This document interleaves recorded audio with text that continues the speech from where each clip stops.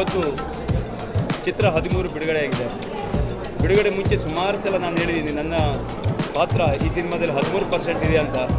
So director ಯಾವಾಗಲೂ ಬೈಯೋರು, sir ಯಾಕೆ sir ಹಿಂಗೆ ಹೇಳ್ಕೊಳ್ತೀರಾ, ಸಿನಿಮಾ ನೋಡಿಲ್ಲ ನೀವು ಯಾವ ರೀತಿ ಡಿಸೈಡ್ ಮಾಡ್ತೀರಾ ಅಂತ. ಸೊ ಖಂಡಿತವಾಗ್ಲೂ ಅವಾಗ ಅವ್ರು ಹೇಳ್ತಿದ್ರು ಸ್ಟಾರ್ಟಿಂಗಲ್ಲಿ ತೆಂಗಿನಕಾಯಿ ಹೊಡೆಯೋದು ನೀವೇ, ಕುಂಬಳಕಾಯಿ ಹೊಡೆಯೋದು ನೀವೇ ಅಂತ ಹೇಳ್ಬಿಟ್ಟು. ಸೊ ಅದರ ಪ್ರಕಾರ ಇವತ್ತು ಸಿನಿಮಾ ಫಸ್ಟ್ ಟೈಮ್ ನಾನು ನೋಡ್ತಾ ಇರೋದು. ಖಂಡಿತವಾಗ್ಲೂ ಅವ್ರು ಹೇಳ್ದಂಗೆ ಅದರಲ್ಲಿ ನನ್ನ ಪಾತ್ರನ ಅವರು ಉಪಯೋಗಿಸ್ಕೊಂಡಿದ್ದಾರೆ. ಇದರಲ್ಲಿ ರಿಯಲ್ ಎಸ್ಟೇಟ್ ಪಾತ್ರ ಮಾಡಿದ್ದೀನಿ.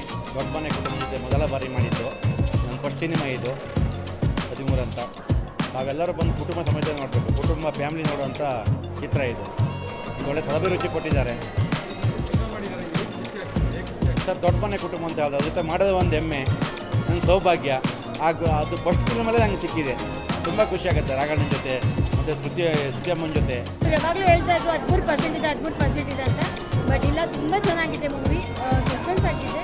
ಎಲ್ಲರೂ ನೋಡಿ ಎಲ್ಲ ಪ್ಲಸ್ ಮಾಡಿ ಆಶೀರ್ವಾದ ಮಾಡಿ. Thank you. ಸಿನಿಮಾ ತುಂಬ ಚೆನ್ನಾಗಿತ್ತು. ಎಷ್ಟೋ ವರ್ಷಗಳಾದಮೇಲೆ ರಾಘಣ್ಣ ಮತ್ತು ಶ್ರುತಿ ಮೇಡಮ್ ಅವ್ರನ್ನ ಒಟ್ಟಿಗೆ ತೆರೆ ಮೇಲೆ ಕಾಣೋಕ್ಕೆ ತುಂಬ ಖುಷಿ ಆಯಿತು.